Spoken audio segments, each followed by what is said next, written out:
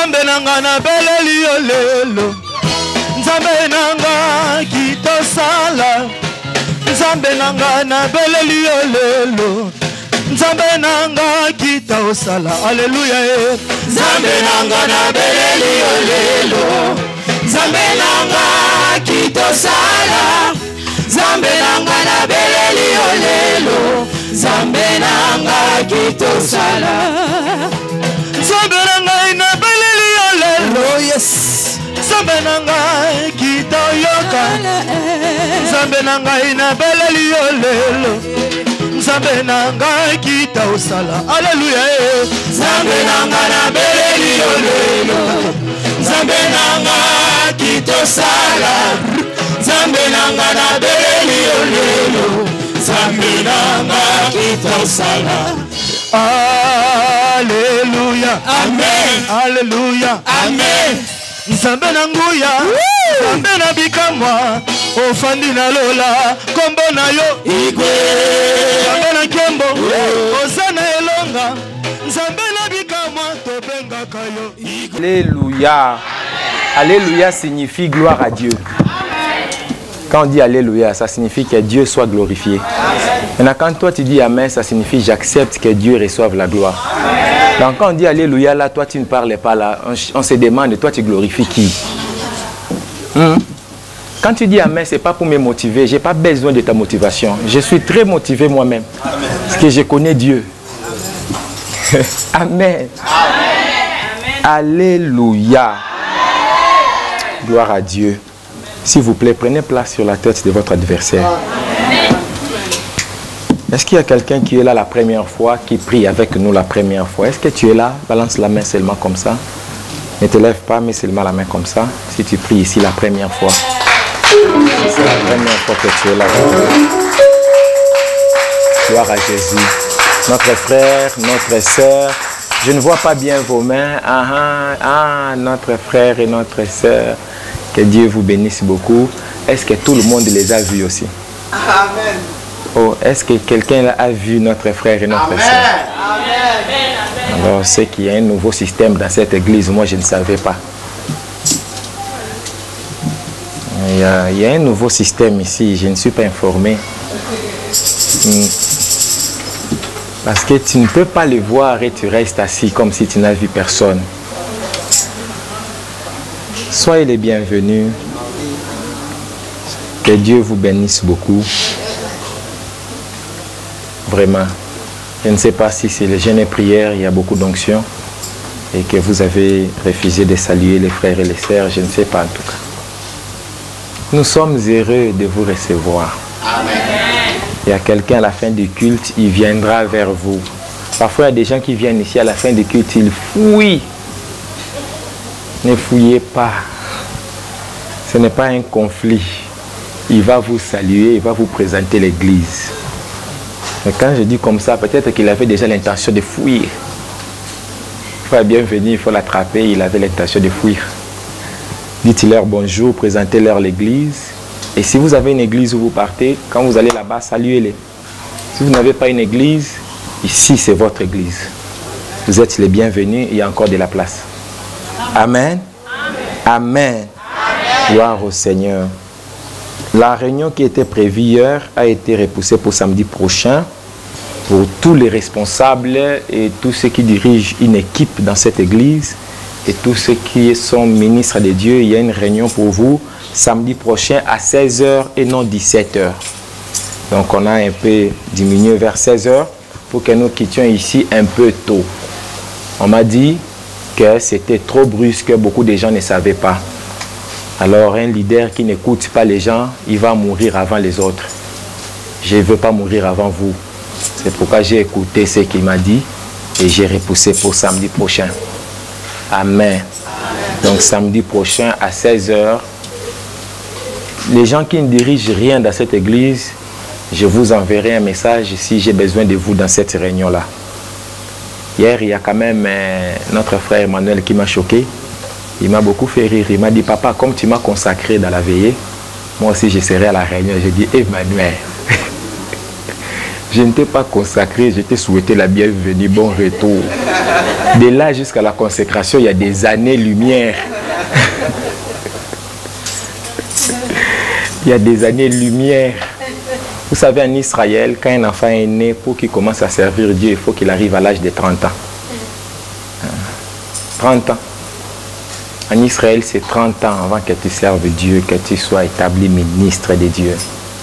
Et comme ici, on ne joue pas avec le ministère, donc il ne faut pas que quelqu'un rêve que je vais le consacrer d'ici la fin de l'année. J'ai encore beaucoup de choses à t'apprendre, en théorie et en pratique. Amen. Si tu es pressé là pour le ministère, va chercher l'église où on cherche les pasteurs et les prophètes et les évangélistes autour. Mais si Dieu t'a envoyé ici, assis-toi et attends ton temps. Ça prendra du temps, mais laisse Dieu faire. Moi, j'ai fait 10 ans pour qu'on me consacre. Et pendant ces 10 ans-là, j'ai eu à bâtir 4 églises. Quand j'ai bâti une église, je reviens à l'autre église, je m'assois comme vous là. Quand mes fils et mes filles de l'église que j'ai bâtie là-bas, ils viennent et me demandent, prophète, toi tu t'assois avec nous ici, toi tu devais aller à côté. Je dis, chut, ici ce n'est pas prophète, ici c'est frère. Jusqu'à la 5e église, ils ont dit que non, ça suffit. Il faut maintenant laisser aller cet homme. Amen. Il faut que les œuvres obligent les gens. Gloire à Dieu. Donc, si je dis tout ça, je ne dis pas ça pour Emmanuel, je ne dis ça pour tout le monde. Amen. Que Dieu connaît les cœurs des gens. Amen. Si Dieu t'a appelé, sois patient. Investis des années et des années. L'œuvre de Dieu, ce n'est pas des trucs de 1 mois, 2 mois, paf, tu deviens... non, des années, des années. Il faut que Dieu te forme. Il faut que Dieu te fasse passer par des épreuves. Il faut que tu sois combattu. Il faut que tu sois attaqué et que tu sortes vivant de ces attaques-là. C'est alors qu'on peut dire, c'est bon. Maintenant, on peut te lancer dans la guerre. C'est important. Parce que si on ne fait pas ça, on va te tuer. Il y a des gens, quand on l'a consacré, on l'a tué. Je connais, j'ai vu. Quelqu'un qui était bien chrétien, mais le jour où on l'a seulement consacré ministre de Dieu, il est devenu païen. J'ai vu. Le jour où seulement il a bâti l'église, il est devenu païen. Païen quoi? Païen. Il commence à aller dans des concerts de musique mondaine. Il est devenu païen. Donc, bien aimé, Kéba. Amen. Amen. Nous allons partager la parole de Dieu. Genèse chapitre 12, verset 3. J'ai 3 textes bibliques. Par la grâce de Dieu, nous allons partager sur le sujet. Toujours nous continuons sur le grand thème de la bénédiction. Mais aujourd'hui, notre sous-thème sera la bénédiction d'Abraham. Ou la bénédiction vient d'Abraham. Ou tout court, la bénédiction d'Abraham. Genèse chapitre 12, verset 3. Le deuxième texte, c'est Genèse chapitre 22, verset 17. Le troisième texte, c'est Galates chapitre 3, verset 13 à 14. Et le verset 29. Je répète. Genèse 12, 3. Genèse 22, verset 17. Et Galates 3, 13 à 14. Et on saute, on lit les versets 29. Comme je le dis toujours, cette prédication ou cet enseignement est largement inspiré du livre d'un prophète qui habite au Congo, le prophète Frank Nazir Ibanda, qui a écrit un livre, et je me suis beaucoup inspiré de ce livre pour partager la parole de Dieu avec vous. Et j'ai la foi que cette parole, ce sujet est en train de bénir beaucoup de gens. Amen. Amen. Faisons la première lecture, s'il vous plaît. Je demande aux bien-aimés des finances de faire leur travail. Genèse chapitre 12, verset 3. Je lis la parole de Dieu, le verset 3. Amen. Je bénirai ceux qui te béniront, et je maudirai ceux qui te maudiront. Et toutes les familles de la terre seront bénies en toi. Gloire à Dieu. Merci, papa. Il dit, toutes les familles de la terre seront bénies. Seront bénies C'est-à-dire à l'intérieur. Continuons. Genèse chapitre 22, verset 17. Je bénirai et je multiplierai ta postérité. Comme les étoiles du ciel. Et comme le sable qui est sur le bord de la mer. Et ta postérité possédera la porte des ennemis. Wow. Il dit à Abraham, tu auras deux postérités. Une postérité céleste et une postérité terrestre. Il dit les sables sur les bords de la mer et les étoiles du ciel. Amen. Amen. Galates chapitre 3, versets 13 à 14. Et on saute, on va au verset 29. Le verset 13. Christ nous a rachetés de la malédiction de la loi. Étant devenu une malédiction pour nous, car il est écrit maudit et quiconque est pendu au bois. Le verset 14. Afin que la bénédiction d'Abraham eût pour le païen son accomplissement en Jésus-Christ. Et que nous réunissons par la foi l'esprit qui avait été reçu. Verset 29, s'il vous plaît. Verset 29, papa, s'il vous plaît. Verset 29. Je lis au nom du Seigneur. Amen. Et si vous appartenez au Christ, vous êtes donc la famille d'Abraham. Vous êtes héritier comme Dieu l'a promis. Amen. S'il vous plaît, prenez encore place sur la tête de celui-là qui voulait voler ta bénédiction. Gloire au Seigneur. Amen. Hein? Nous sommes en train de parler sur la bénédiction. La bénédiction, ça fait quelques semaines on a commencé ce sujet. Et nous avons donné la bénédiction comme étant, nous avons déterminé ou nous avons défini la bénédiction comme étant des paroles qui sortent d'une certaine bouche et qui affectent la vie de quelqu'un, qui changent la vie de quelqu'un. Et aujourd'hui, je vais ajouter quelques définitions encore de la bénédiction. J'ai étudié, pendant que j'étudie ces sujets, j'ai constaté que la bénédiction, c'est aussi avoir la faveur. Être béni, c'est être favorisé. La bénédiction, c'est avoir la faveur de Dieu et la faveur des hommes. Quelqu'un qui est béni, il est favorisé. Vous savez, quand Dieu bénit quelqu'un, même s'il est dans un autre pays où il est étranger, mais dans ces pays-là, il va prospérer plus que l'autochtone lui-même. Parce que lui, il est béni de Dieu. Quand Dieu a béni Jacob, Jacob est entré dans la maison de Laban, très loin de sa maison paternelle. Mais Laban a dit à Jacob, Dieu m'a béni à cause de toi. Parce que Jacob avait la faveur. Hey. Quand Dieu te bénit, même les animaux te sont favorables. Amen. Quand Dieu te bénit, les vents deviennent favorables pour toi. Amen. Quand Dieu te bénit, la terre te favorise. Amen. Isaac était béni. Il est allé dans une terre aride. Mais Isaac a prospéré là-bas. À tel point que les chefs du pays est allé voir Isaac. Ils ont dit à Isaac, Isaac, fais alliance avec nous que tu ne nous feras pas du mal. Parce que tu es devenu très puissant dans notre propre pays. C'est la faveur. C'est quelqu'un peut dire faveur. Vous savez, quand nous prêchons ces choses, c'est pour que Dieu te favorise. Amen. Nous ne prêchons pas ces choses pour que ta tête soit remplie d'informations stériles. Mais nous prêchons ces choses pour que ça affecte ton esprit, que ça affecte ton âme, que ça affecte ton corps, que ça affecte ta poche. Amen. Et que tu vois la faveur. Je ne peux pas te parler de la faveur et que tu sortes d'ici sans faveur. Alors je ne fais rien. Il faut que je te parle et que tu sortes d'ici, tu vois la faveur. C'est la raison pour laquelle dès que tu sortiras de cette porte-là, Dieu commence à te favoriser, frère. C'est-à-dire que ce qui était en ta défaveur se tourne en ta faveur. C'est-à-dire, vous savez, il y a des gens qui vont te favoriser. Dans son cœur, il n'a pas prévu de te favoriser. Mais il ne comprend pas, ses mains sont en train de te favoriser sans le vouloir. C'est-à-dire, sa bouche, son cœur prévoit une parole contre toi. Mais quand sa bouche s'ouvre, elle prononce une parole favorable pour toi. Parce que quand tu es béni, tu as la faveur. Amen. Si Dieu te favorise, personne ne peut te défavoriser. Amen. Parce que la Bible dit, si Dieu est pour nous, qui sera contre nous? C'est-à-dire, si Dieu nous est favorable, qui sera défavorable à nous.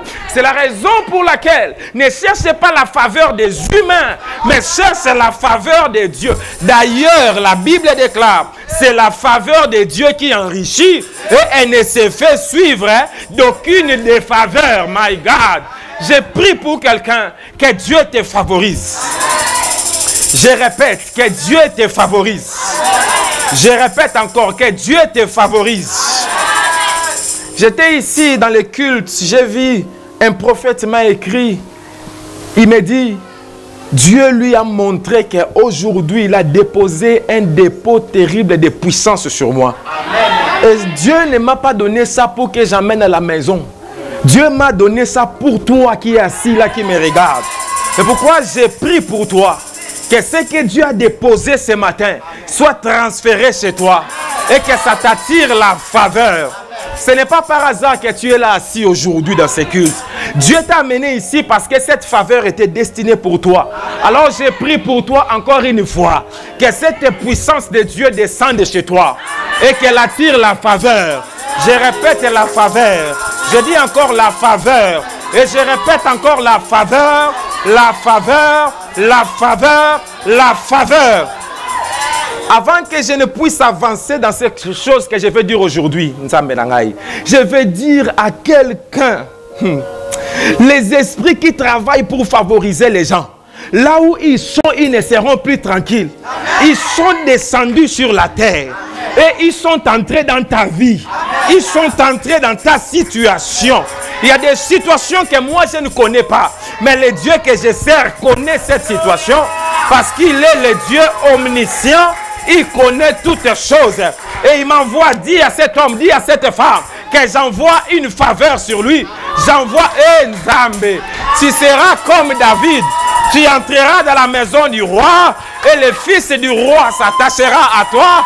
Il t'ouvrira les portes du royaume. Il t'ouvrira. Ah mon Dieu. Jonathan était le prochain roi. Selon la lignée humaine, David était le prochain roi, selon la lignée de Dieu. Et Jonathan a transféré la royauté à David. Il dit, David, je ne serai pas roi, mais c'est toi qui seras roi. Parce que David avait la faveur. Quand Dieu te favorise, quelqu'un te donnera ce qui lui revient. Quand Dieu te favorise, quelqu'un te donnera sa place. Ce n'était pas ta place, mais à cause de la faveur, il te cède sa place. Je te dis, frère, quand Dieu te donne la faveur, tu entres dans le système de l'exception. La royauté, c'est un problème familial. C'est de père en fils, c'est héréditaire. Mais David, il n'y a jamais eu de roi dans la famille de David, des ancêtres, il n'y a jamais eu de roi. Mais parce que Dieu l'a favorisé, Dieu brise l'hérédité de sa famille, il le fait sortir de cette hérédité, il le fait entrer dans l'hérédité royale. Et à partir de David, il y a des rois, des rois, des rois, des rois. Oh my God! Je prophétise pour quelqu'un que la faveur te fait entrer dans l'exception. La faveur te fait entrer dans l'exception. Tes frères et tes sœurs te regarderont. Ils diront non. Dans notre famille, on ne voit pas ce genre de choses. Toi, quelque chose d'autre est entré ce soir. Tu leur diras que l'oracle a parlé un jour à ma faveur. Et le Dieu de l'oracle est descendu pour moi. Et il m'a accordé la faveur qui m'a fait entrer dans le système de l'exception. My God. L'histoire commencera par toi. Oh, Nzambe, oh. Il y a des gens qui me regardent, ça passe sur sa tête comme ça tombe sur les voisins. L'histoire commencera par toi. Quand les gens écriront des livres, ils commenceront par toi. Les gens liront des chapitres, ils vont sauter jusqu'à arriver dans ton chapitre. Parce que tout le monde dira, c'est à son chapitre que les choses commencent, my God. Parce que les gens commenceront, quand on rencontrera l'histoire de ta famille, on dira jusqu'à ce qu'on est arrivé à telle personne. La faveur est entrée dans notre famille. La faveur a cassé la porte de la malédiction. Elle est entrée par force et s'est établie dans nos vies. Et Dieu a dit, l'exception commence parce que tu seras favorisé.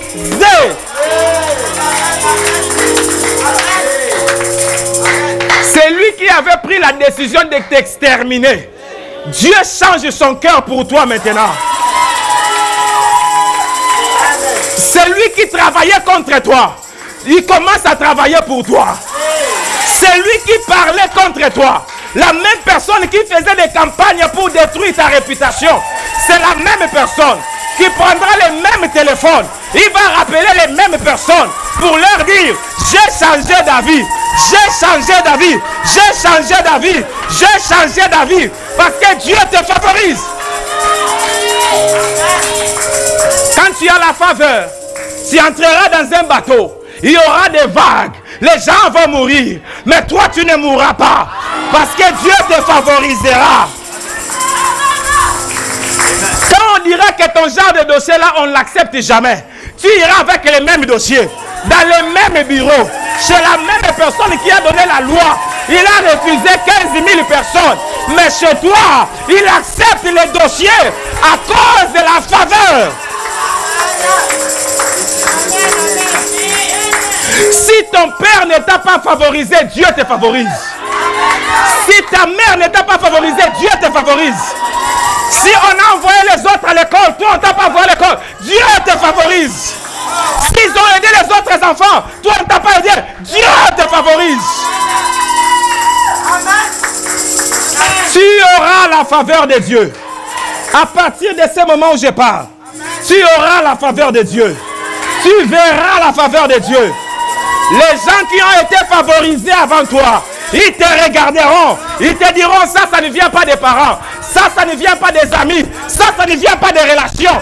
Ça vient de Dieu.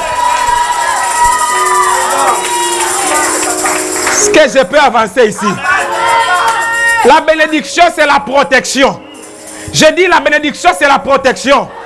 Quel que soit le danger, tu seras protégé. Qu'il vienne le jour, qu'il vienne la nuit, tu ne seras pas atteint. Si la peste et l'épidémie entrent dans la ville, ça va frapper tout le monde. Mais chez toi, ça ne frappera pas. My God, my God, my God, my God. Tu seras protégé. Si les voyous commencent à brûler les voitures, ils brûleront toutes les voitures. Quand ils arriveront à ta voiture, ils verront les chérubins debout avec l'épée de fire. Et ils ne vont pas toucher. Ils vont sauter. Ils vont aller dans les autres voitures. Parce que chez toi, il y a la protection.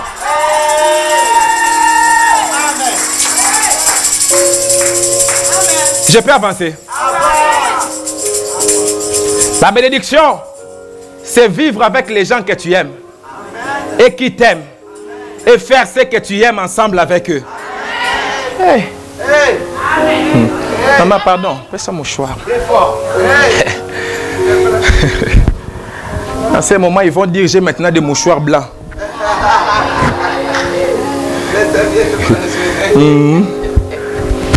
On va dire: je mets mes esprits dedans. Quand je vais laisser, je vais prendre un blé. Ils vont dire: tu vois, c'est le blé là, c'est les codes. Donc du coup, on fait seulement ce qu'on fait. Celui qui va parler, il parle. Quand il parle là, il nous favorise.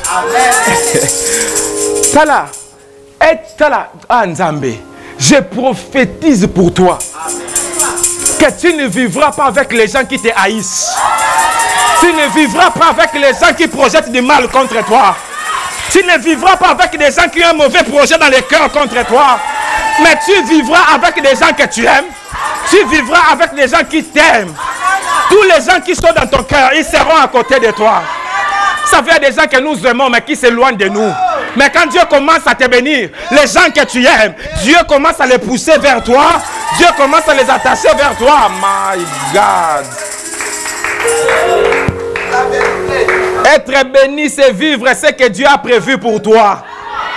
Je répète. Être béni, c'est vivre ce que Dieu a prévu pour toi.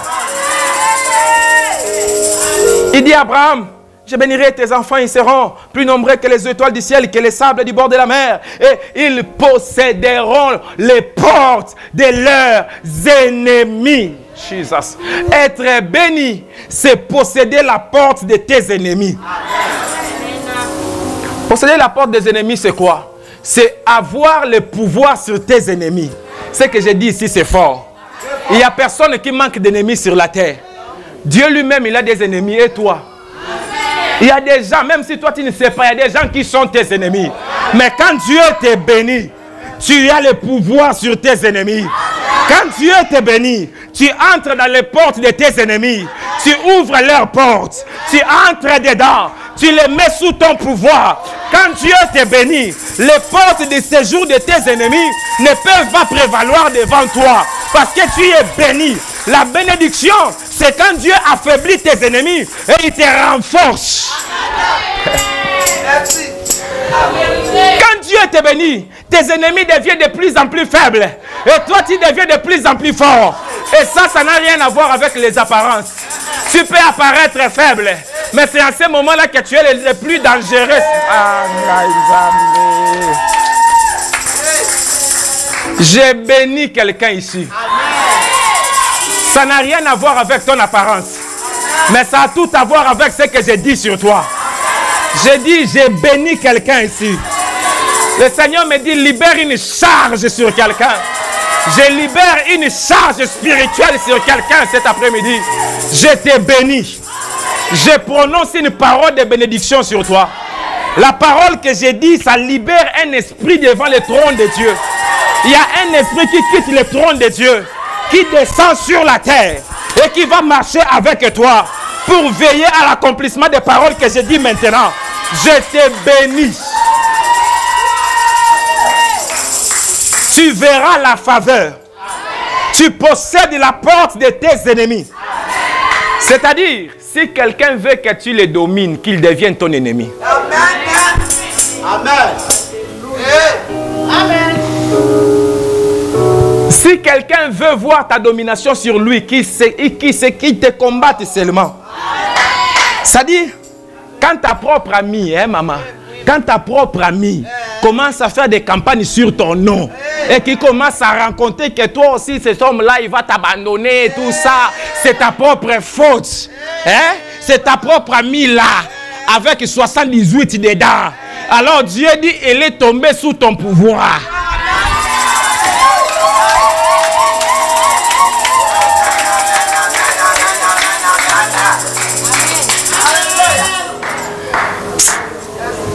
Que je prêche d'abord.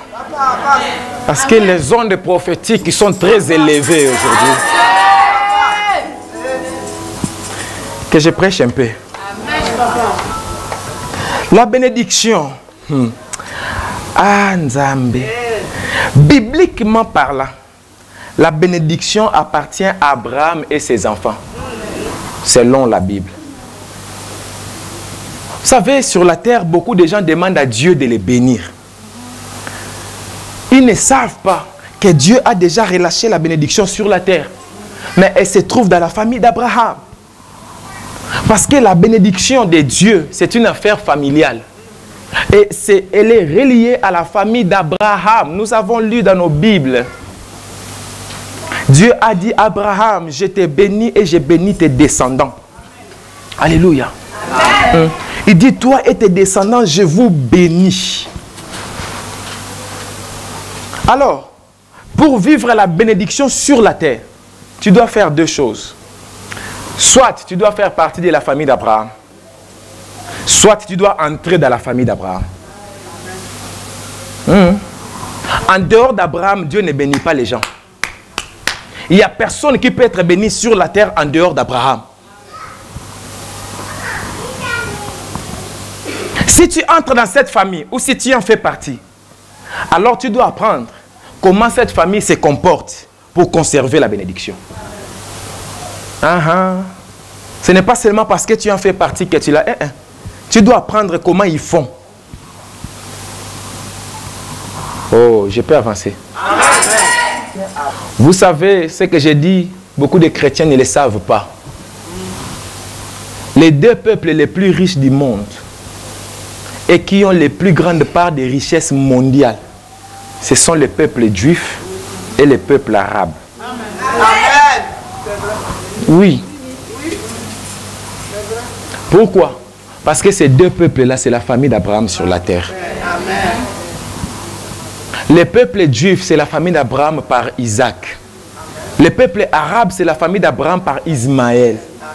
C'est la raison pour laquelle les conflits là de Gaza, de cette histoire là-bas, jusqu'à présent, personne n'arrive à les résoudre. Parce que c'est leur problème familial. Amen. Les plus grands hommes d'affaires sur la terre, c'est ces deux peuples-là. La majorité des banques sur la terre, ils appartiennent à ces deux peuples-là. Les plus grandes entreprises du monde, ce sont ces deux peuples-là. Le pétrole, d'ailleurs, est-ce qu'on peut parler de pétrole? Si vous parlez pétrole là, est-ce que vous savez que le prix du pétrole dans le monde dépend de la décision de l'Arabie Saoudite? Si l'Arabie Saoudite bloque son pétrole, le monde entier entre en pénurie de pétrole. Tu peux imaginer ça? On avait ici notre équipe ici en France ici. Hein? Ils échouaient ici, on les battait de 4-0, de 5-0. Mais les jours où les fils d'Abraham sont entrés dans cette équipe-là, ils commencent à voir tous les championnats, tous les champions. Amen. Amen. Quand les gens me voient, je suis content avec cette équipe-là, ils croient que c'est moi parce que j'aime cette équipe-là. Non, parce que je connais les secrets. Parce qu'il y a un fils d'Abraham qui est entré là-bas. Je vais dire des choses ici. Les Juifs et les Arabes, ils bénéficient de la bénédiction de leur papa, Abraham. Parce que Abraham avait demandé à Dieu, ne détruis pas Ismaël. Dieu a dit à Abraham, à cause de ça, je ne tuerai pas Ismaël. Il prospérera, mais je l'enverrai ailleurs, il vivra à part. Il ne vivra pas mélangé avec ses frères. Et il sera une épine pour ses frères. C'est pourquoi jusqu'à aujourd'hui, tu vas voir que le peuple arabe, il est concentré à l'Orient. C'est leur côté. Et on ne joue pas avec eux. Si tu joues l'épine, tu vois, tu peux faire des aventures au Congo, mais il y a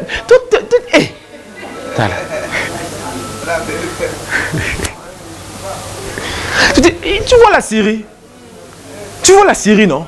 Depuis qu'ils ont dit qu'ils vont enlever leur président, jusqu'à présent, ils ont pu. Ils n'arrivent pas. Parce que c'est le fils d'Abraham. Je peux avancer. Vous comprenez que la bénédiction se trouve à l'intérieur d'Abraham. D'ailleurs, quand nous avons lu le texte, Dieu lui a dit dans Genèse 12:3 que toutes les familles de la terre seront bénies. Pardon? Dieu ne lui a pas dit seront bénis par toi, ou avec toi, ou à côté de toi, en toi. Pour qu'une famille soit bénie, il faut qu'elle se... En fait, Dieu est en train de dire que ma bénédiction se retrouvera dans un endroit précis. Et celui qui veut le vivre, il faut qu'il aille dans cet endroit-là. Et il dit ça, c'est en Abraham, à l'intérieur d'Abraham. Des gens comme Yamina, comme ça, ils ont déjà un avantage par rapport à nous. Amen. Amen. Parce que déjà biologiquement, ce sont déjà des filles d'Abraham. Nous prions les dieux de leur père. Donc quand il vient à l'église comme ça, il ne faut pas chercher à la mettre mal à l'aise. Parce que les dieux là que nous prions là, c'est les dieux de leur père. Bon, toi tu ne dis pas amen, pourquoi? Amen.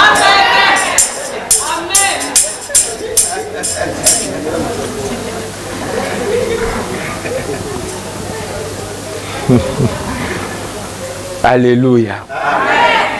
Maintenant, nous autres qui venons de nos autres nations, des Français, des Portugais, des Espagnols, des Congolais, des Béninois, des Gabonais, quoi encore? Des Sénégalais, hein? Des Chinois, voilà. Comment est-ce que nous pouvons faire pour pouvoir accéder? Parce qu'il faut que j'entre à l'intérieur d'Abraham. Mais comment je vais faire? Parce que moi aussi, je crois en Dieu. Mais comment je vais faire?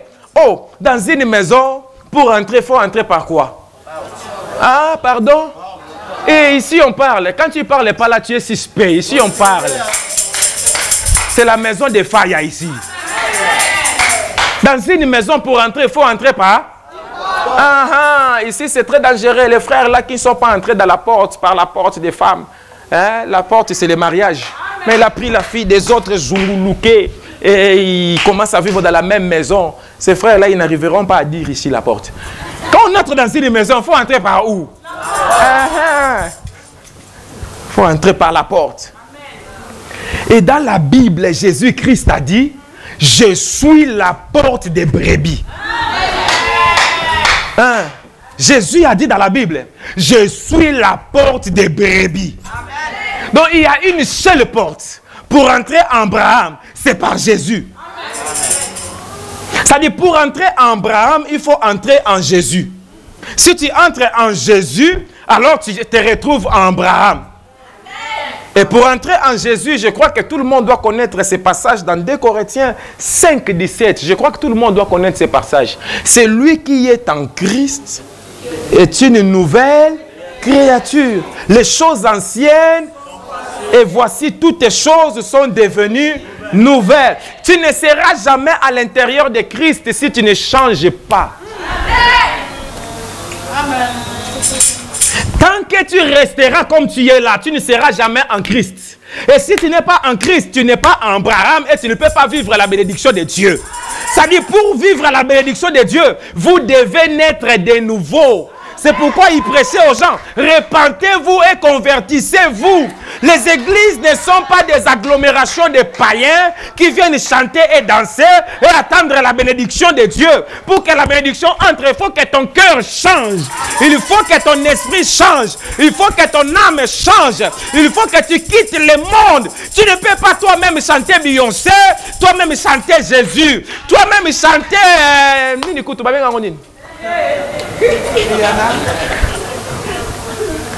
Ce n'est pas possible.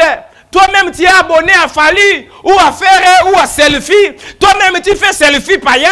Toi-même encore, tu veux chanter pour Jésus. Il faut que tu changes. C'est la condition sine qua non. La repentance, la conversion, le changement, le demi-tour. Tu dois faire demi-tour. Ou bien tu es chez des féticheurs, ou bien tu es chez Jésus. Tu ne peux pas être chez Jésus et tu as encore des fétiches dans ta maison. Tu vas encore faire des fétiches. Ce n'est pas possible de vivre la bénédiction de Dieu tout en étant païen. La solo. C'est vrai. Jésus est la porte. Mais entrer par cette porte, c'est changer. Les gens sont trop méchants dans les églises. Les gens sont trop païens dans les églises. Nous sommes trop hypocrites. Nous sommes des menteurs. C'est vrai. C'est vrai.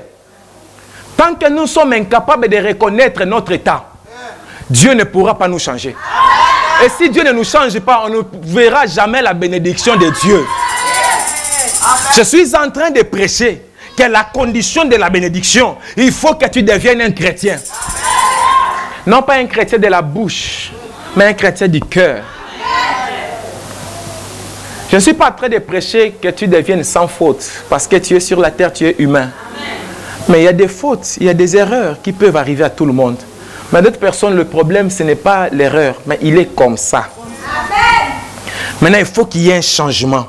Tu ne peux pas entrer en Christ et rester méchant. Un cœur plein de jalousie. Un cœur plein de haine. Quand quelqu'un fait quelque chose de bon, tu veux aussi faire une chose pour prouver. Pourquoi tu veux te comparer à l'autre? Ce sont des païens. Tu sais, des païens, tu verras, même pour les témoignages, ils viennent témoigner. Mais vous-même, vous sentez qu'il ne vient pas témoigner, mais il veut se faire voir. Tu es un païen. Change. Deviens chrétien. Nos églises sont remplies de païens, frères et sœurs. C'est vrai, c'est vrai. Vous savez, les pasteurs sont comme des gens qui sont en train d'héberger. Toi, tu crois que tu es en train de lever des moutons. Or, en réalité, ce sont des serpents qui vont te tuer toi-même. Changeons. Des choses qui sortent de nos églises, c'est des choses incroyables. Il faut que ça change. L'église n'a pas de puissance parce que nous avons trop de péchés. Nous tous, nous pouvons tomber, mais à un moment, prends la décision. Oh, jusqu'à quand? Jusqu'à quand? Jusqu'à quand?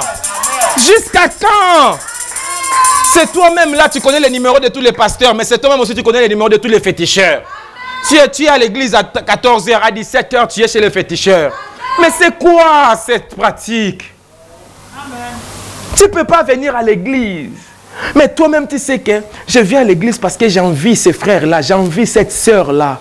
Ce n'est pas normal. Il faut qu'il y ait un changement. C'est incroyable. Il y a des gens ici, si je vais dans votre maison et je dis que je suis votre pasteur, on va me dire, pasteur, tu as encore beaucoup de travail.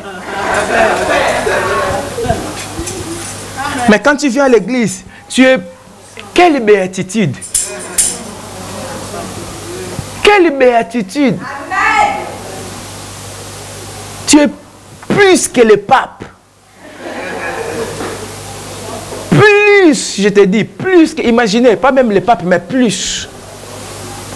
Quand tu viens à l'église, tu es meilleur même que... Ah, Nzambe. On devait vraiment prier, Sainte Marie, Mère de Dieu, envers toi. Parce que tellement tu es. Mais quand tu sors seulement d'ici, changement total. J'appelle au changement cet après-midi. J'appelle à la repentance cet après-midi. J'appelle à la conversion cet après-midi. Je préfère que tu fuis cette église. Parce que je te prêche d'abandonner les péchés. Que tu restes ici en vivant dans les péchés. Quand tu es ici, tu vis dans les péchés, je ne sers à rien. Vaut mieux qu'on ferme l'église. Dieu ne m'a pas envoyé pour prophétiser ton nom. Dieu m'a envoyé pour t'apporter le salut. Ça ne sert à rien de prophétiser pour toi toutes les choses. Si tu es encore un païen, tu ne veux pas changer. Ça ne sert à rien. Quelle que soit la prophétie que Dieu peut me montrer, ça ne s'accomplira pas. Parce que pour que ça s'accomplisse, il faut que tu changes. Comment tu peux vivre avec 2 femmes? Comment tu peux vivre avec 2 hommes? Comment tu peux être... Tu n'es pas marié, mais tu vis les choses des gens qui sont mariés. Comment tu peux être un voleur? Tu voles. Comment tu peux être un escroc comme ça? C'est grave. Ce qui est plus dangereux, c'est que dans nos églises, nous sommes remplis de gens, ils te disent des mensonges. Ils te regardent en face. Ça ne les gêne pas. Il est à l'aise, il te ment. Les gens, même les païens, les gens du monde, ils sont païens. Mais ils ne disent pas les mensonges comme ça. Est-ce que vous savez ça? Surtout les Occidentaux. Surtout les... Tu vois? Oui. Les gens qui sont nés et qui ont grandi ici en France, c'est très difficile qu'ils deviennent menteurs comme nous qui avons grandi en Afrique. Amen. Oui. Il ne va pas te mentir. On voit ça. Il n'est pas chrétien, il est païen.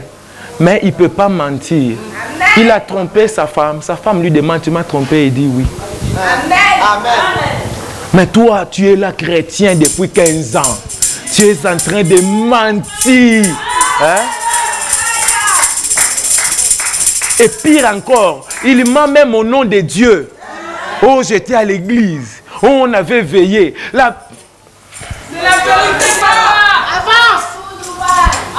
Nous sommes des païens. Du coup, nous nous retrouvons avec quelqu'un qui est venu à l'église. Il est païen. Que Jésus entre dans nos cœurs. Qu'il nous change. Devenons une église. Tu ne peux pas venir à l'église. C'est toi-même là qui rentre à la maison. Tu insultes tes parents. C'est toi-même là qui rentre à la maison, qui critique les autres. C'est la sorcellerie. On m'a parlé d'un homme qui est venu dans cette église une fois et qui a critiqué l'église, qui a critiqué les membres de l'église. Oh non, celle-là, elle a trop de poids. L'autre là, elle est comme ça. Vous savez, la personne chez qui elle est allée critiquer, cette personne-là lui a engueulé sérieusement. Et lui a dit, c'est la dernière fois, on ne vient plus dans notre église. Parce que c'est la sorcellerie. Tu arrives jusqu'à ce niveau-là, que tu entres dans l'église, tu n'as même pas la crainte de Dieu. Arrêtons un peu, arrêtons. Prenons Dieu au sérieux. Amen. Prenons Dieu au sérieux. Je suis un prophète de Dieu. Je ne suis pas un voyant. Je ne suis pas un diseur de bonne aventure. Je ne suis pas quelqu'un qui viendra pour te révéler tout ce qui s'est passé. Mais toi-même, tu es un païen. Non, il faut que tu changes d'abord. Dieu m'a envoyé pour que tu changes d'abord. Quand la sœur témoigne ici que je n'arrivais pas à pardonner, j'ai commencé à pardonner. J'ai dit merci Seigneur, j'ai fait un travail dans la vie de quelqu'un. C'est des témoignages comme ça qui me touchent moi. Ce n'est pas des témoignages, tu ne marchais pas, tu marches, ou que tu étais mort, tu es ressuscité. Ça ne me touche pas. Parce que ça, c'est des miettes pour moi, c'est des petites choses. Mais le plus grand, c'est quand les cœurs des gens changent. C'est quand les gens qui étaient voleurs, ils arrêtent de voler. Des gens qui étaient méchants, ils arrêtent la méchanceté. Des gens qui avaient 2 femmes, 3 femmes, ils arrêtent ça. Ils disent, je change maintenant. Je vais maintenant suivre Dieu. C'est ça qui me touche. Parce que c'est ça que Dieu veut. C'est pourquoi nos églises ici en Europe, ils ne sont pas puissantes. Parce que nous sommes remplis de païens. Pasteur lui-même païen. Il vient à l'église pour draguer les autres sœurs de l'église. Amen. Oui, c'est vrai. Donc lui, l'église, c'est à lui. Il est le chef numéro 1. L'église, là, ce n'est pas Dieu qui l'a envoyé. Mais c'est lui-même qui a fait son église et il est le patron là-bas. Et à l'intérieur de l'église, toutes les femmes là, ce sont ses femmes à lui. Marié ou pas, lui ne fait pas la différence. Nous avons eu aussi des femmes comme ça, qui ont l'habitude de sortir avec des pasteurs qui sont venus dans cette église. Et qui sont venus au bureau, ils ont rencontré aussi ce qu'ils ont rencontré. Amen. Ils ont fui et ne viennent plus. Hein. Ils ont fui. Ils ont fui et ne viennent plus. Amen, amen.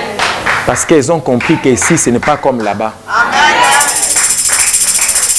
Même les jours où les démons d'impudicité vont m'attraper, ce n'est pas ici. Amen. Amen. Je ne peux pas me maudire double, triple. Je ne peux pas me maudire moi-même. Je suis ton père, je reste ton père, je mourrai ton père. Je ne serai jamais ton copain. Je ne serai jamais ton amoureux. Jamais de ma vie. Dieu ne peut pas t'établir, diriger des gens et tu commences toi-même à t'amuser de ces gens-là. Quel niveau de méchanceté? Dieu peut te tuer, c'est très grave. Quel niveau? Et c'est une sorcellerie ignoble que tu viennes à l'église, que tu envies les pasteurs. Ou que tu envies la femme du pasteur. Tu es un animal sauvage. Tu ne peux pas rester au milieu des humains. Yangwana. Exactement. Hein? Quand tu vois les gens qui parlent, ils commencent à parler là, donc c'est grave. C'est vrai. Vous savez, il y a beaucoup de femmes, son problème, ce n'est pas la beauté. Mais son problème seulement, c'est que tu es pasteur. C'est ça son problème. Son problème, ce n'est pas tu es beau. Toi, tu crois que tu es beau. Tu regardes vraiment un miroir, toi, tu vois beauté où. Mais le problème de cette sœur-là, c'est que tu prêches aux gens. C'est que tu te tiens devant les gens. C'est ça son problème, tout simplement. Mais c'est à toi-même de changer. Parce que si toi, tu changes, ils ne trouveront pas l'accès chez toi. Parce que les tentations, il y en aura toujours. Tu ne peux pas dire à un homme dans la rue, tu ne vois pas que j'ai l'alliance. Oh, lui, ton alliance, ça ne lui fait rien. Tu ne vois pas, je suis femme mariée. Oh, tu es femme mariée quoi? Et lui, il va faire seulement sa drague. Mais c'est à toi, femme, de lui montrer que tu as Jésus. Déjà, tu sais que tu es mariée. Pourquoi tu l'écoutes? Déjà, tu sais que tu es mariée. Pourquoi tu ne dis pas à ton mari? Avance, papa, avance. Après, tu viendras me voir, tu vas dire, papa, la prophétie ne s'est pas accomplie. Papa, Dieu me bénit, pas Dieu bénit. Parce que tu t'es regardé toi-même d'abord. Parce que pour que Dieu te bénisse, il faut que tu sois en Christ. Avant que Dieu te montre que c'est votre grand-père qui s'appelle Benoît, qui est le grand sorcier de votre famille. Mais avant que Dieu aille jusqu'à votre oncle paternel Benoît, hein?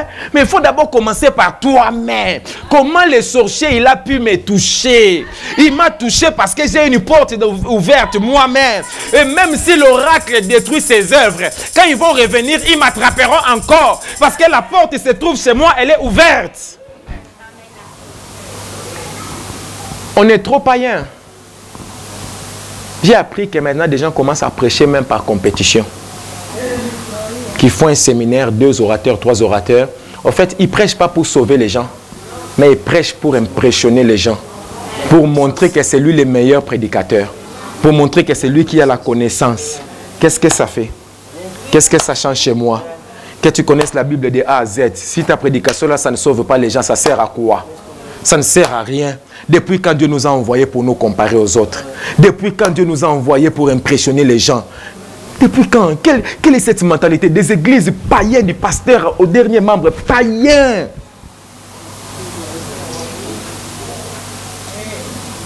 Et il y en a même qui commencent à le dire ouvertement. Ils disent, on va faire séminaire Ligue des champions. Et à la fin, on va donner trophée à celui qui va prêcher les mieux. Qu'est-ce que tu imagines ça vraiment? Où est le salut là-bas? Où est Jésus dans ces choses-là? Changeons nos cœurs, s'il vous plaît. Repentons-nous. La bénédiction passe par la repentance. Je ne dis pas aux gens devenez membres de l'église. Je dis repentons-nous. Amen. Parce que l'église ne sauve pas. Mais Jésus sauve les gens. Mais il faut que tu laisses Jésus prendre place. Apocalypse 3:20, je crois que les gens connaissent ce verset. Jésus dit, je me tiens à la porte et je frappe. Si quelqu'un entend ma voix et ouvre, j'entrerai chez lui. Je souperai avec lui, lui avec moi. Mais vous savez ce qui est grave? C'est que ces versets-là s'adressent à une église. C'est ça qui est grave. C'est que quand Jésus dit, je suis à la porte et je frappe, c'est une église. Or, l'église appartient à Jésus. Jésus est censé être à l'intérieur de l'église. Mais il dit, je suis en dehors et je frappe la porte. Mais c'était une église. C'était une église. Mais Jésus n'était pas dedans. Jésus frappait la porte. C'est grave. Ce que je communique.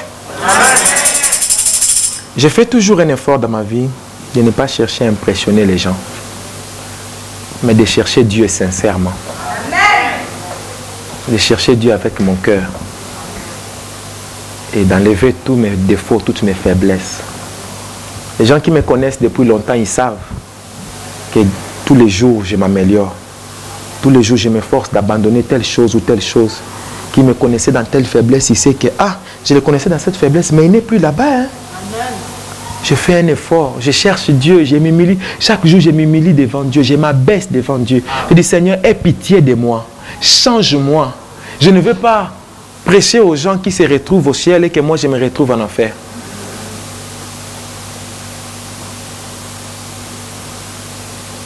Je ne sais pas si quelqu'un comprend ma pensée aujourd'hui. Vous devez entrer en Jésus-Christ. Par Jésus-Christ, c'est là que tu auras la bénédiction d'Abraham. Amen. Par Jésus-Christ, nous devenons des fils d'Abraham. C'est ainsi que Dieu a dit à Abraham que tu auras des enfants comme les sables et comme des étoiles. Et en parlant du sable, il parlait d'Israël physique. Il parlait d'Ismaël. Il parlait d'Isaac et d'Ismaël. Il parlait des Hébreux et des Arabes. Il parlait des fils d'Abraham selon la chair. Parce que le corps a été tiré de la poussière. Et il retournera à la poussière. Et quand il lui dit que les sables, c'est la poussière, il lui parle de ses enfants physiques, biologiques. Et quand il lui parle des étoiles, il lui parle de nous, les chrétiens. De nous, les gens des mondes, des païens qui étions païens avant, qui avons reçu Jésus-Christ, qui sommes entrés dans la famille d'Abraham par la porte qui est Jésus-Christ. Nous devenons les fils d'Abraham, mais les étoiles du ciel. Jésus qui nous a fait entrer dans cette catégorie. Lui-même, la Bible parle de lui comme l'étoile brillante du matin. Amen. Comme l'astre du jour, c'est-à-dire le soleil. N'est-ce pas? Et le jour où il est né, les mages ont vu. Exactement. Parce qu'il est une étoile. Et il a produit d'autres étoiles, nous les chrétiens. Quand nous recevons Jésus-Christ, nous devenons des étoiles de Dieu. Nous devenons des fils d'Abraham dans la lignée céleste. Et tout celui qui est fils d'Abraham de la lignée terrestre, il doit entrer par la porte qui est Jésus-Christ pour devenir fils d'Abraham dans la lignée céleste. Parce que la descendance d'Abraham physique s'arrête quand tu meurs. Mais la descendance spirituelle se prolonge après ta mort. Tu as la vie éternelle par Jésus-Christ. Et la Bible dit, l'apôtre Paul dit aux Corinthiens, chaque étoile a son éclat. Chaque étoile a son éclat. Chaque étoile a sa façon de briller. Chaque étoile a sa façon de scintiller. Mais le problème, c'est que quand tu es étoile, tu es étoile. Oh oh. Parce que les étoiles reçoivent la lumière de la part du soleil. Les étoiles ne produisent pas la lumière, mais elles reçoivent la lumière du soleil et elles reflètent cette lumière. Je vais avancer. En tant que fils d'Abraham, tu es une étoile de Dieu. Oh oh. En tant que fils d'Abraham, tu es une étoile de Dieu. Joseph a vu cela, fils de Jacob. Il dit, j'ai fait un rêve. Dans ces rêves, j'étais là. Et le soleil, et la lune, et 11 étoiles se sont agenouillées devant moi. Jacob a compris. Il dit, attends Joseph, tu es en train de dire que moi je suis le soleil. Ma femme est la lune. Parce que vous savez que le soleil, c'est lui qui donne la lumière à la lune et aux étoiles. Et il dit, tes frères sont des étoiles. Et ils vont s'agenouiller devant toi. Aïe, aïe, aïe, aïe, aïe, aïe, aïe, aïe, aïe, aïe, aïe, aïe, aïe. Si Joseph a vu ça, moi je dois voir ça plus. Les frères de Joseph n'étaient pas intelligents. Quand Joseph est en train de dire ses rêves, que j'ai rêvé des étoiles se sont agenouillées vers moi. Si moi j'étais frère de Joseph, je vais dire d'accord. Mais au moins il y a une chose que tu as vue que j'aime. C'est que tu as vu que je suis une étoile. Oh. Ça dit, je ne sais pas, Joseph, si je vais m'agenouiller devant toi, je m'en fous. Mais au moins, tu as vu une chose que moi-même, je ne savais pas. C'est que je suis un astre. Je suis une étoile. Je suis un élément céleste. J'ai un éclat. Je brille. Et je scintille. Donc, je sais qu'en tant qu'étoile, je brille. Et je brillerai encore. Wow, wow, wow, wow, wow, wow, wow. Je vais prophétiser sur une étoile aujourd'hui. Je suis vers la fin de mon message. J'avais dit aujourd'hui, je ne vais pas beaucoup parler. Je vais prophétiser pour une étoile aujourd'hui. Tu recommences à briller. Tu recommences à briller. Tu recommences à briller. Tu recommences à briller. Selon les scientifiques, une étoile, c'est aussi une boule de feu. En fait, les étoiles sont des petits soleils. Les étoiles dégagent de la chaleur. D'ailleurs, vous savez que le soleil, c'est aussi une étoile. C'est l'étoile mère, c'est l'étoile reine. Ah, Nzambe. Première chose que j'ai compris, si je suis une étoile, je ne suis pas un élément terrestre. Je suis un élément céleste. Deuxième chose que j'ai comprise, si je suis une étoile, je reçois la lumière du soleil pendant le jour. Et je brille la nuit avec la lumière du soleil. Oh Nzambe. C'est Anna Bandela. Je vais répéter. Ça dit, quand c'est la journée, hein, quand c'est le jour, moi l'étoile, je ne cherche pas à briller. Moi tout ce que je cherche, c'est d'être le plus près du soleil. Pour emmagasiner la lumière et la chaleur. Parce que je sais que dans la vie, il y a des saisons. Je sais que dans la vie, il y a l'hiver, il y a l'été, il y a l'automne. Je sais qu'il y a un soir, il y a un matin. Et quand c'est le soleil, je profite du soleil, je reçois.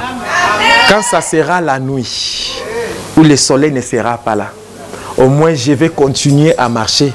Et je vais aider d'autres personnes à se retrouver grâce à la lumière que j'ai emmagasinée chez le soleil. Maintenant, une étoile folle, c'est une étoile qui cherche à apparaître quand le soleil brille.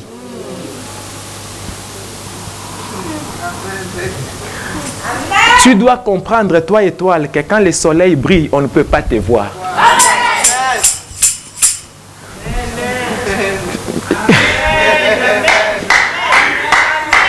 C'est-à-dire, si tu es une étoile sage, tu dois tout faire qu'on voie qui? Le soleil. Tu dois travailler pour la gloire du soleil. Parce que tant que le soleil brillera, tu emmagasineras la lumière et la chaleur. Quand eux ne te verront pas, quand eux diront que tu es fini, quand eux diront que c'est bon pour toi, en ce moment-là, toi, tu fais sortir le soleil.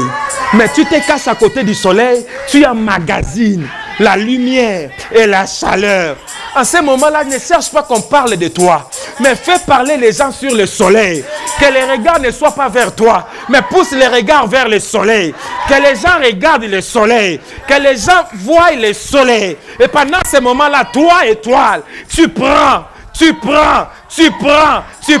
Il y aura un moment où le soleil dira, maintenant, il vous est avantageux que je m'en aille. Quand le soleil partira, ces mêmes gens-là, ils auront besoin d'une lumière la nuit. Et c'est en ce moment-là que toi, l'étoile, qui était à côté du soleil, qui a reçu la lumière, qui a reçu la chaleur, tu vas maintenant te manifester. Oh, Étoile, ne sois pas orgueilleux. Cherche la gloire du soleil, Jésus. Étoile, abaisse-toi. Dieu résiste aux orgueilleux. Dieu fait grâce aux humbles. Ce qui te fait échouer, tu es trop orgueilleux. C'est pour ça que tu ne reconnais pas tes erreurs. C'est pourquoi tu te crois les meilleurs. C'est pourquoi tu crois que tu dépasses tout le monde. Oh, tu n'es qu'une petite étoile. La vraie étoile, c'est le soleil. Dis, cache-toi sous le soleil. Connecte-toi au soleil. Laisse le soleil briller. Il y aura un jour, la nuit viendra. Les ténèbres viendront. L'obscurité viendra. Quand ça viendra, ils regarderont celui qu'ils ont jeté. Ils se souviendront de celui qu'ils ont rejeté. Ah, Jésus. Est-ce que je parle à quelqu'un? Est-ce que je parle à quelqu'un? Je vais dire un mot fort. En tant qu'étoile, chacun a son temps de briller. Tu ne m'as pas écouté.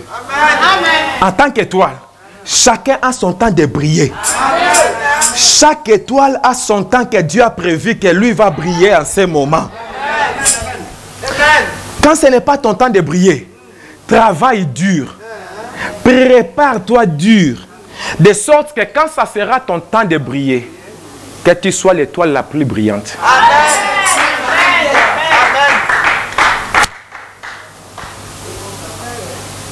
J'ai dit une grande chose. Ne brille pas pour briller. Mais sois l'étoile la plus brillante. Mais ça dépend de ta préparation. Ça dépend de tes épreuves. Ça dépend de ton humilité. Ça dépend de ta connexion à lui. Ça dépend de ce que tu reçois de lui. Ça dépend de la dimension de la connaissance que tu reçois de lui. Ça dépend de la dimension de la lumière que tu reçois de lui. Or, la lumière, c'est le symbole aussi de la connaissance.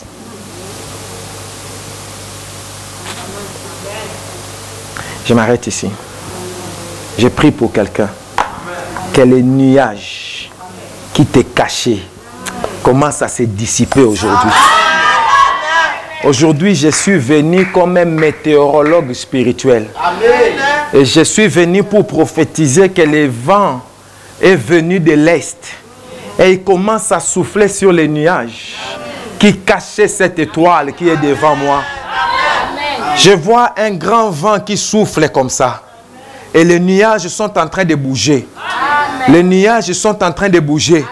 Les nuages sont en train de bouger. Les nuages sont en train de bouger. Plus les nuages bougent, plus les gens voient cette étoile. Plus les nuages bougent, plus les gens voient cette étoile. Et je prophétise pour quelqu'un que les rois viendront de loin parce qu'ils verront ton étoile.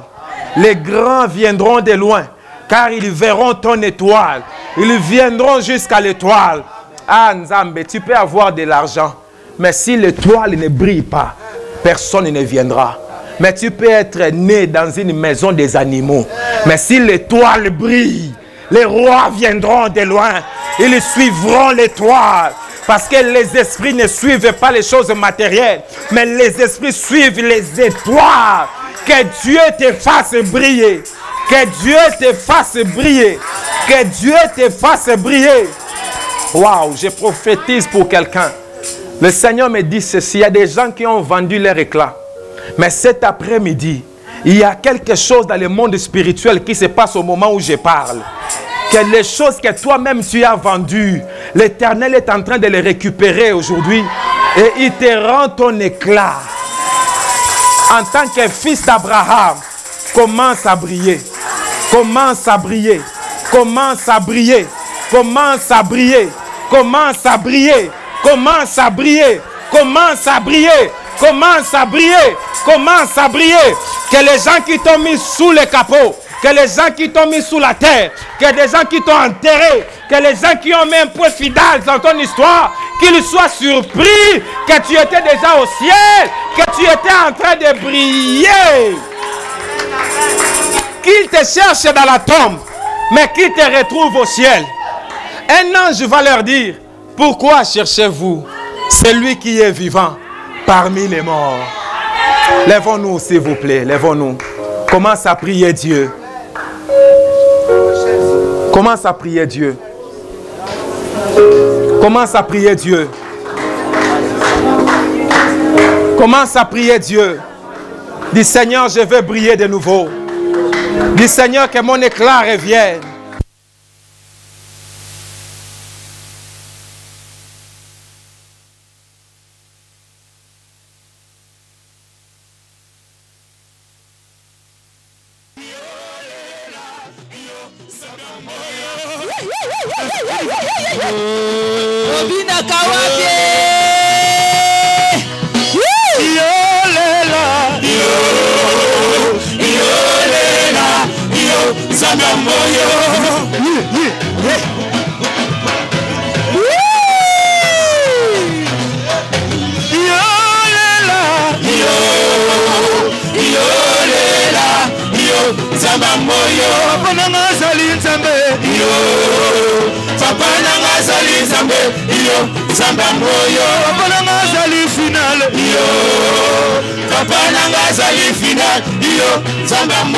Poussons des cris de joie pour Jésus.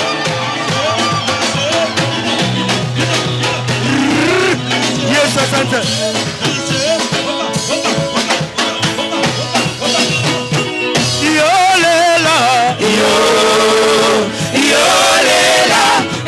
Zamba moyo papa nanga zali nzambe yo papa nanga zali nzambe yo zamba moyo fais comme ça